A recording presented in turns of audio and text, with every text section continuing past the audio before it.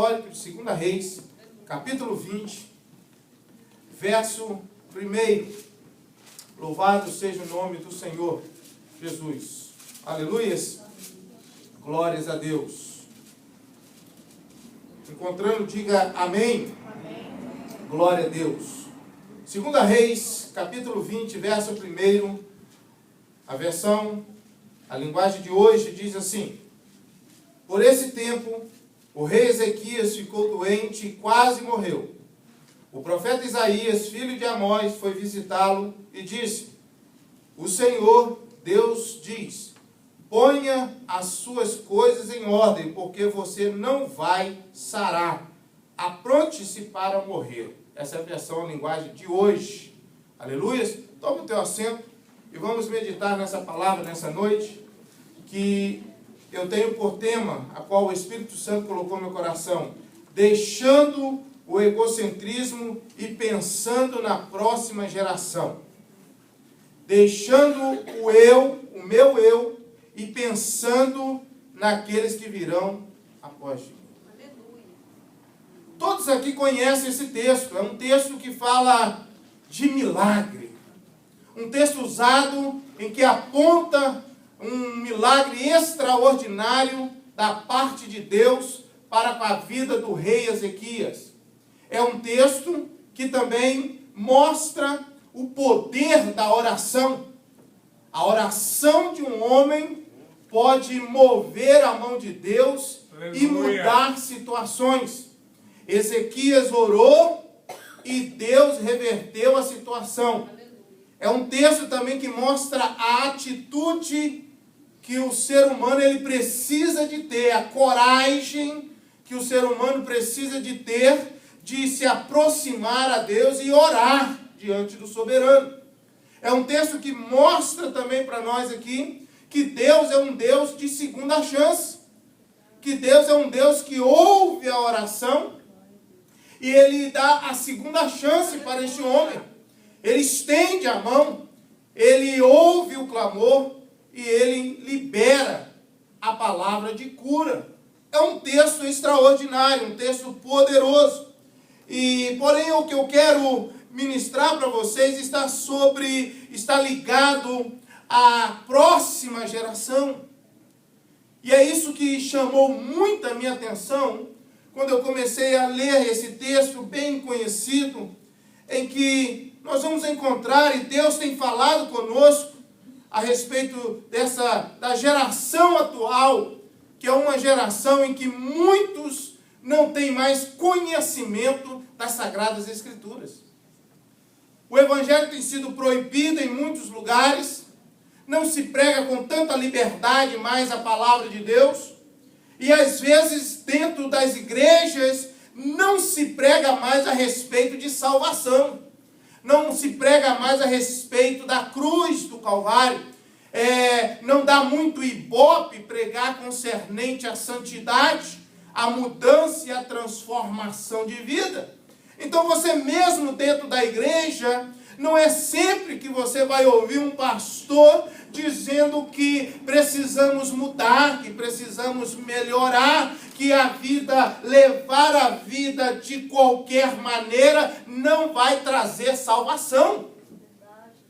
É muito importante nós entendermos que hoje em dia tem se pregado um evangelho bem light, um evangelho que venha, na verdade, encaixar com aquilo que aquelas pessoas querem.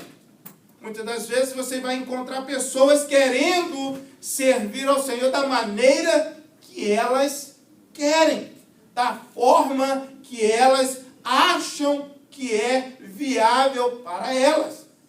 E nós estamos conscientizados de que somos nós que temos que nos alinhar à palavra de Deus. Não é a palavra de Deus que vai se alinhar a mim. Sou eu que tenho que entender os princípios e obedecer da palavra de Deus. E nesse texto nós vamos encontrar a história de Judá, de Jerusalém. Nós vamos encontrar que tanto o reino do sul como o reino do norte, por diversas vezes você vai encontrar reis que faziam o que era bom aos olhos de Deus e reis que faziam o que era mal aos olhos de Deus. Nós vamos encontrar aqui no capítulo de número 18, 16, nós vamos encontrar o pai do rei Ezequias, Acais. A Bíblia nos diz que Acais fez o que era mal aos olhos do Senhor. Escute isso, porque nós vamos entrar concernente a essa geração e a geração dos nossos filhos. Porque nós estamos aqui e os nossos filhos ou os adolescentes que estão aqui, que vão se casar e vão ter filhos, qual é o legado que nós estamos deixando para eles?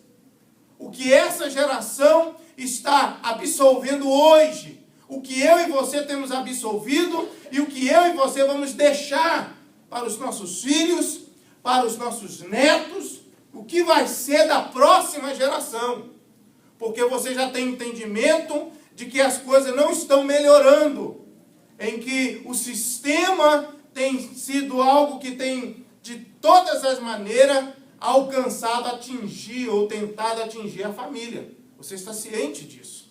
E às vezes nós como cristão ou como igreja, nós ficamos como que, não tenho nada a ver com isso, eu vou cuidar da minha casa, eu vou procurar cuidar aqui dos meus filhos, mas tem muito cristão que os filhos estão aí, caindo, saindo, pouco a pouco, dentre aquela proteção de Deus.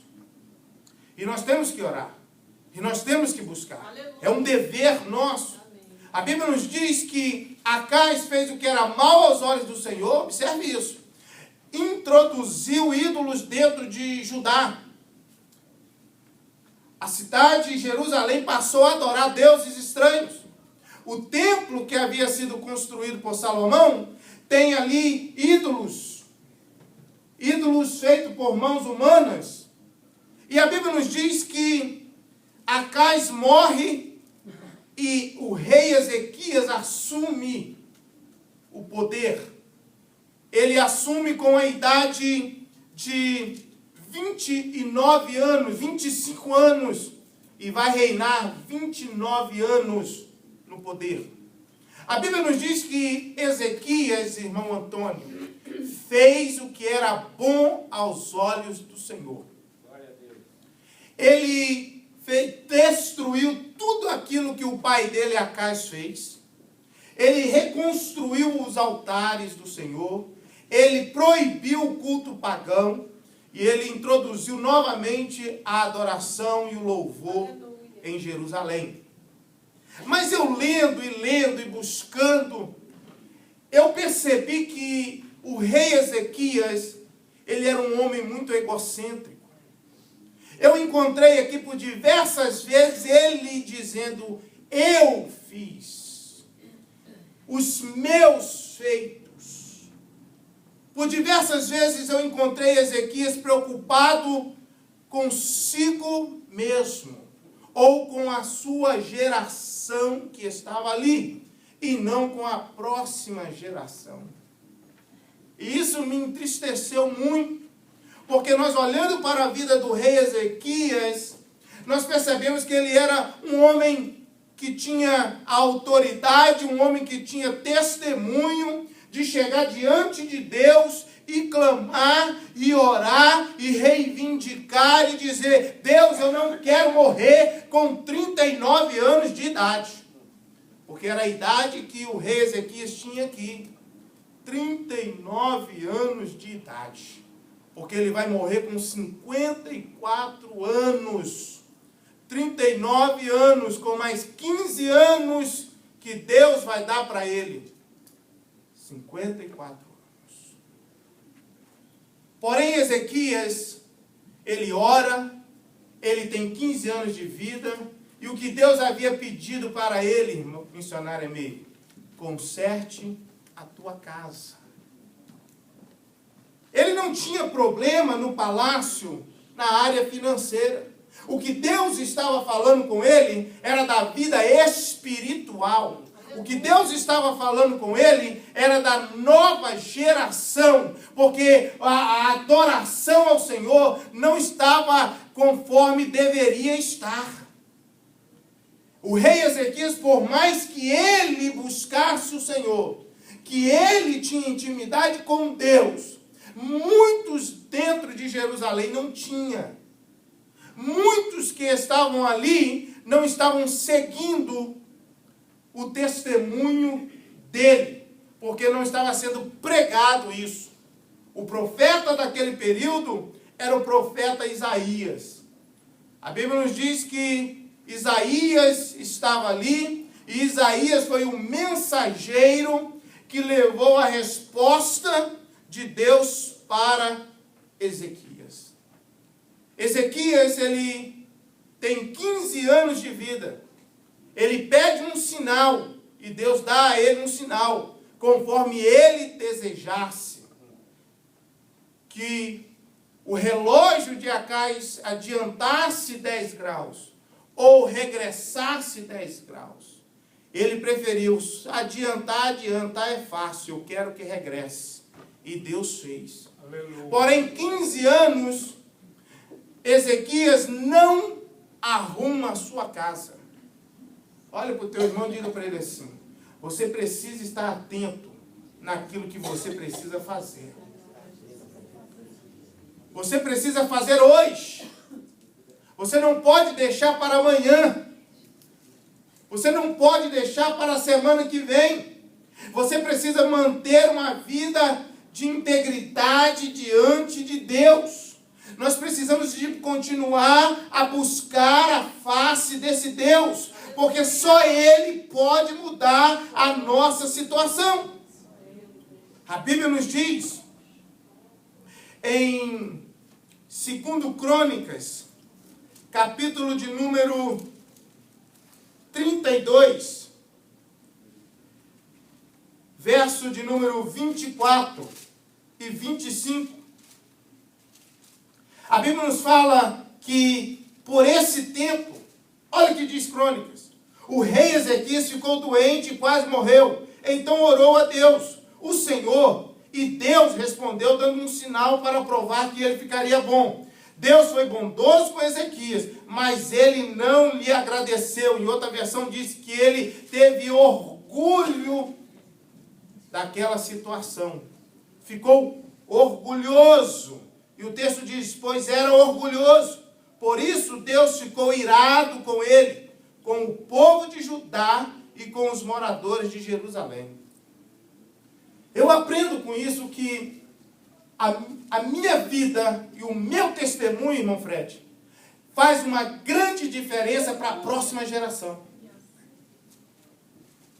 Deus se ficou irado com o rei Ezequias, com o crente Ezequias, que depois de receber a cura, depois de receber o milagre, depois de receber 15 anos de vida, ele ficou todo orgulhoso e ele levou Deus irar não só com ele, com a casa dele, mas com toda a cidade de Jerusalém. Com toda aquela geração, porque ele era o cabeça. O que eu aprendo com isso? Você é o líder da tua casa. Nós temos um dever de pregar o Evangelho. Aleluia. Nós temos um dever de anunciar as boas novas, de falar das maravilhas do Senhor. Glória. Temos recebido tantas coisas e nós temos que repassar isso para os nossos filhos.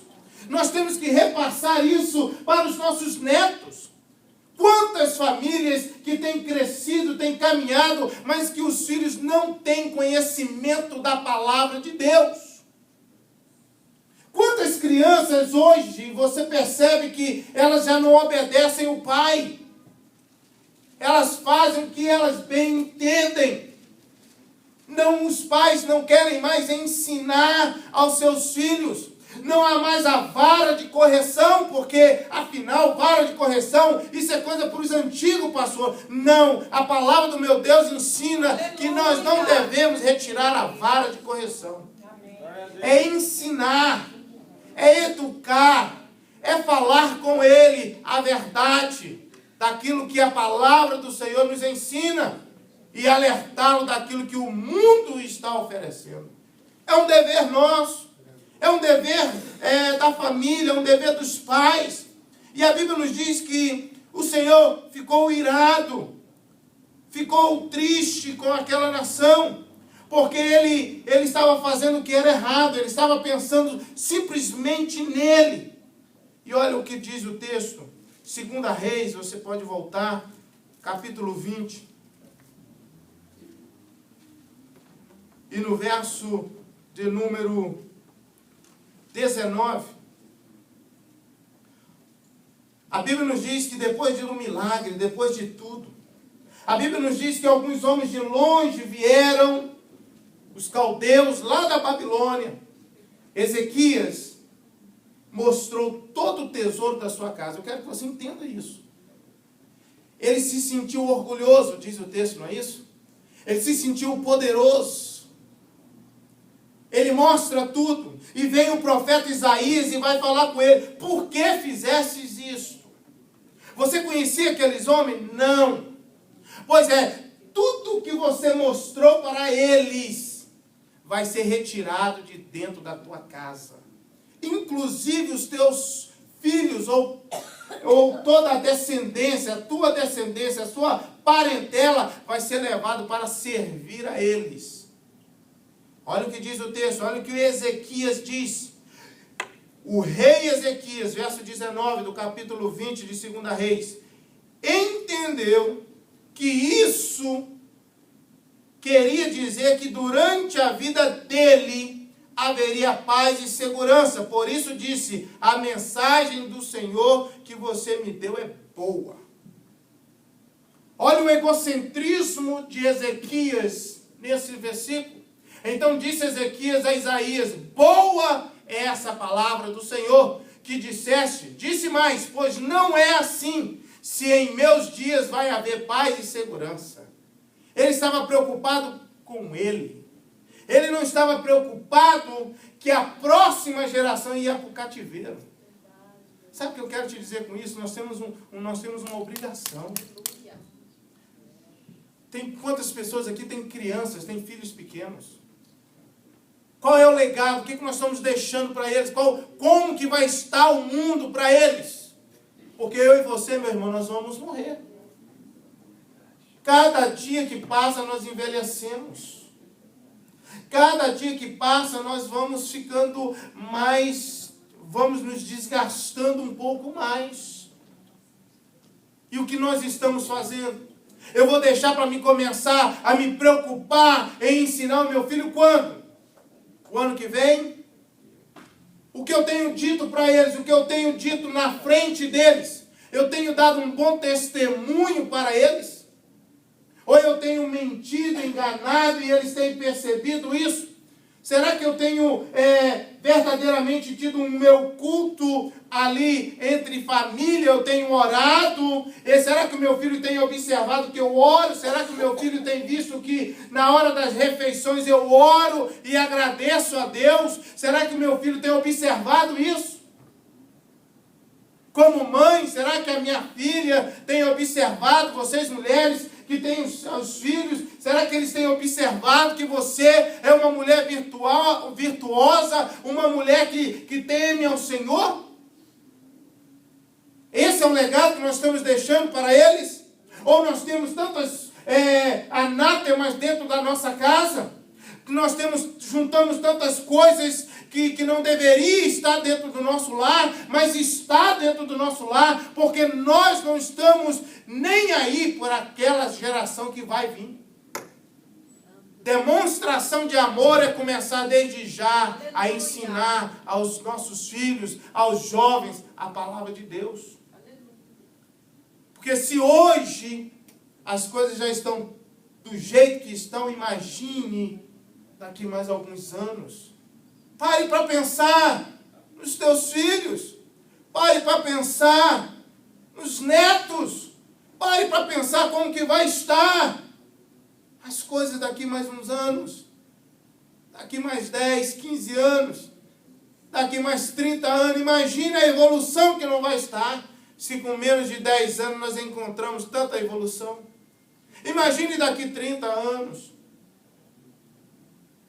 Nós não paramos para entender, porque não nos interessa.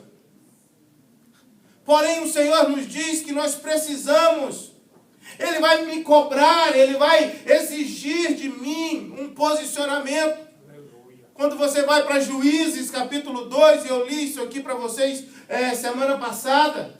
Uma geração após Josué não conhecia o Deus de Josué. E eles se corromperam e passaram a adorar os deuses de Baal. Não conheciam a Deus. Entrou outra geração que também não conhecia Deus. E Deus tinha que levantar um homem, uma mulher. E eu quero profetizar que você é um homem, uma das mulheres nessa geração que vai deixar um legado diferente para os nossos filhos. No nome de Jesus. Na tua casa vai ter a Bíblia, na tua casa tem que ler a Bíblia, na tua casa tem que orar, a oração tem poder, o jejum é necessário. Nós precisamos de manter isso no berço da nossa casa. E hoje em dia as pessoas não se preocupam, hoje em dia elas não querem saber, e você encontra naquele texto que nós lemos, que Ezequias, ele disse, no meu tempo, no tempo de vida que eu vou ter, vai ter paz. Está tudo bem. Estou legal. No meu período vai ter paz, Senhor? Vai. Porque ele se arrependeu, diz o texto. Ele se arrepende, a geração se arrepende. Mas Deus disse, a próxima geração vai pagar o pato pela tua desobediência. Isso é muito sério. Isso mexeu muito comigo. Isso tem falado forte ao meu coração. O que vai ser dos filhos dos meus filhos? Se eles não tiverem firmado na rocha, na palavra de Deus. Eles vão ser levados e enganados por qualquer um que vir falar com eles. Porque eles não têm conhecimento. Quantas pessoas ainda hoje, nessa geração, que estão dentro dessa igreja aqui hoje, que não têm conhecimento profundo das Sagradas Escrituras, que não leram a Bíblia toda ainda. E às vezes nós olhamos e dizemos, mas está indo tudo bem comigo hoje. Mas e os teus, a sua descendência? Aleluia. Os filhos, os netos. Será que nós não vamos pensar neles? É por isso que fazem essas propagandas lindas. O que você fica jogando, como essas garrafas vazias, esses pneus, as baterias de telefone, isso, as próximas gerações vão colher os frutos. Netos, bisnetos. Mas Ezequias está olhando para, como diz o ditado, para o seu próprio umbigo e dizendo, se está bem para mim, no meu período de vida, não quero saber de mais nada. Se eu peguei o green card, não me importa mais nada a respeito de imigração, não é assim? Se eu já tenho nas minhas mãos o que eu queria, não me importa mais nada. O que importa é eu estar bem, o que importa é a minha família estar bem, o que me importa é eu ter a minha drive license, mas eu não quero saber mais daqueles que não têm. E o Senhor está falando conosco.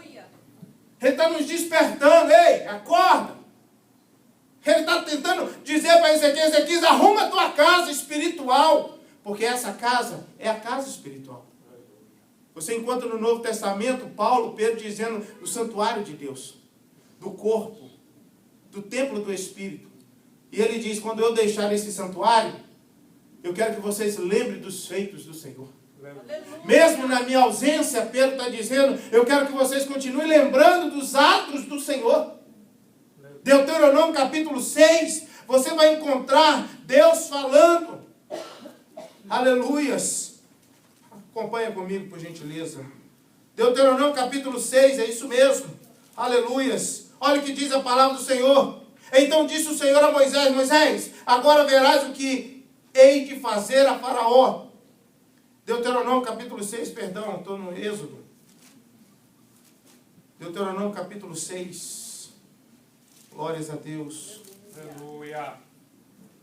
Estes, pois, são os mandamentos, os estatutos e juízos que mandou o Senhor, vosso Deus, para se vos ensinar, para que os fizesseis na terra a que passais a possuir, para que temas ao Senhor teu Deus, e guarde todos os seus estatutos e mandamentos, que eu te ordeno, tu e teus filhos, e o filho do teu filho, todos os dias da sua vida, e que teus dias sejam prolongados. Verso 4, ouve Israel, ó Senhor nosso Deus, é o único Senhor. Amarás, pois, o Senhor teu Deus de todo o teu coração, e de toda a tua alma, e de todo o teu poder. E essas palavras que hoje te ordeno estarão no teu coração, e as intimarás aos teus filhos, e delas falarás assentado em tua casa, e andando pelo caminho, e deitando-te e levantando-te, também as atarás por sinal na tua mão, e te serão por testeira entre os teus olhos, e as escreverás nos umbrais da tua casa e nas tuas portas. O Senhor está dizendo, ei, eu quero que você passe para os teus filhos. Eu quero que você ensine para os filhos dos seus filhos. Os seus filhos vão passar, vocês vão ensinar que o Senhor é o único Deus.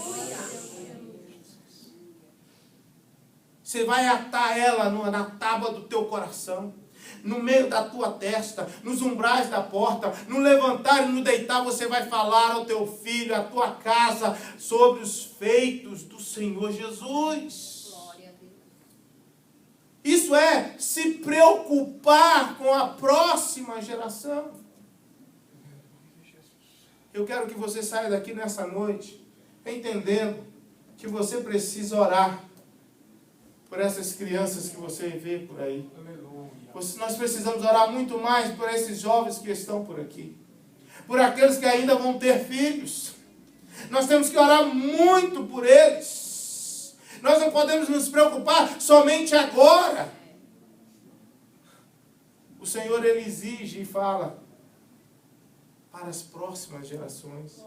Moisés não provou muitas coisas, porque ele estava plantando para as próximas gerações.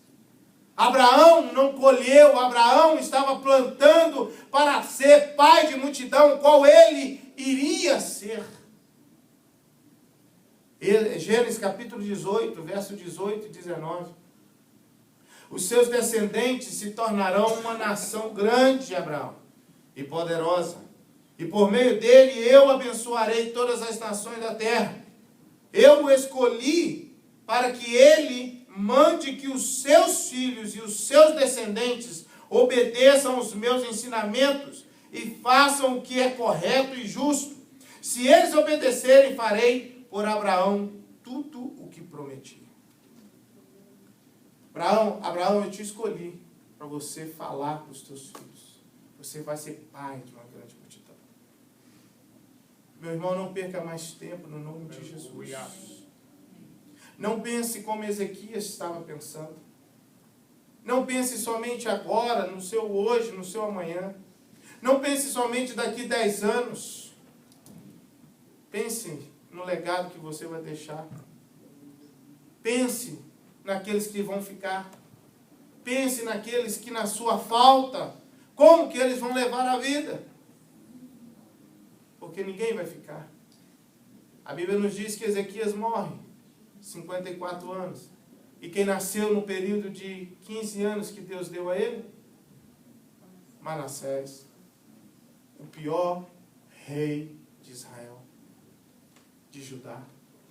A Bíblia nos diz que Manassés nasceu no período dos 15 anos. Ele tinha 12 anos quando ele começou a reinar. Se ele tinha 12 anos, ele estava ali reinando, mas Ezequias não deixou um legado para ele, porque ele destruiu tudo que o pai Ezequias fez e colocou os deuses de Baal dentro do templo do Senhor. Sabe o que eu quero te dizer com isso? Se você não fizer direito, a próxima geração vai destruir tudo que já fizemos.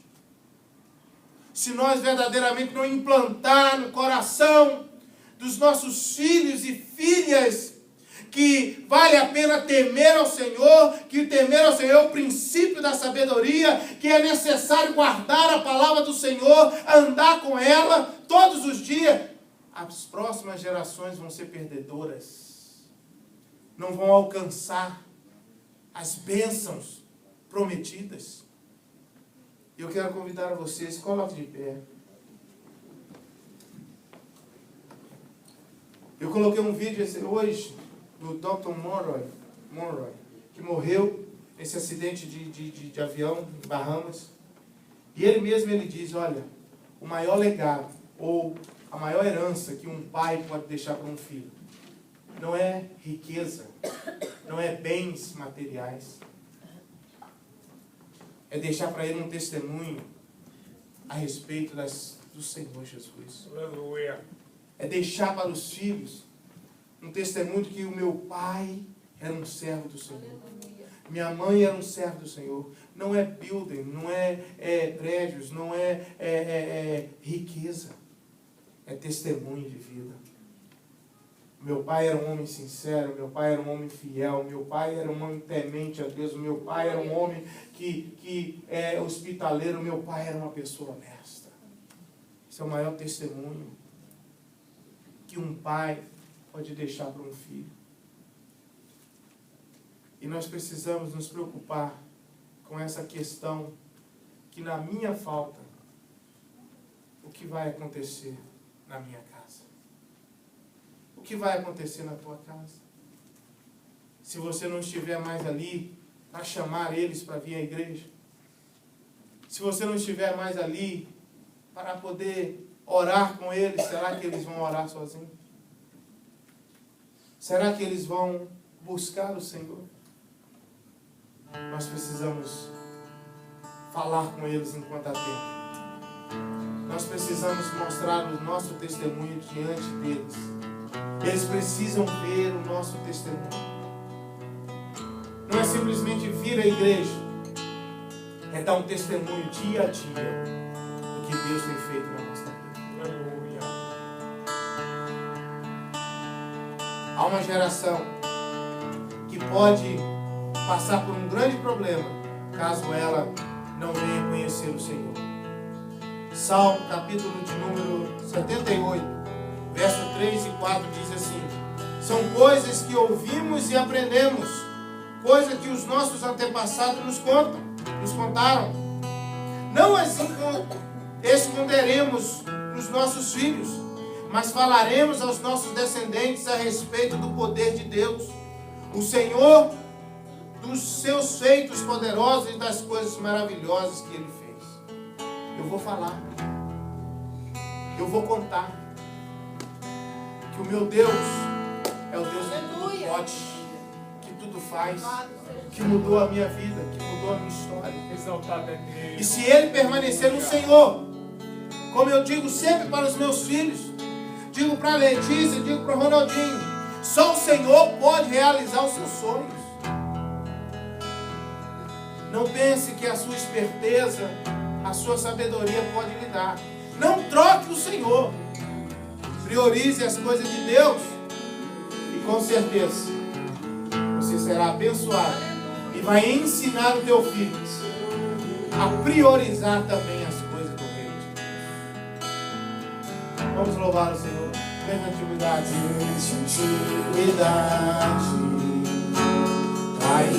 não se viu, ainda não se ouviu. Oh, aleluia. Eu quero que você ore comigo, principalmente vocês que têm filhos, principalmente você que tem adolescentes, aqueles que são crianças, você precisa orar. Porque hoje em dia, filhos não querem mais obedecer os pais. E a obediência aos pais é um dos primeiros mandamentos com promessa.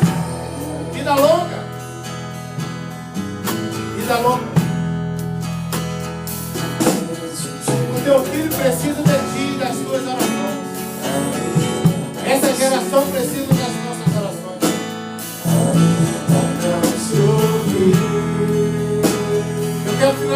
campanha. Sai do seu lugar, vem aqui à frente.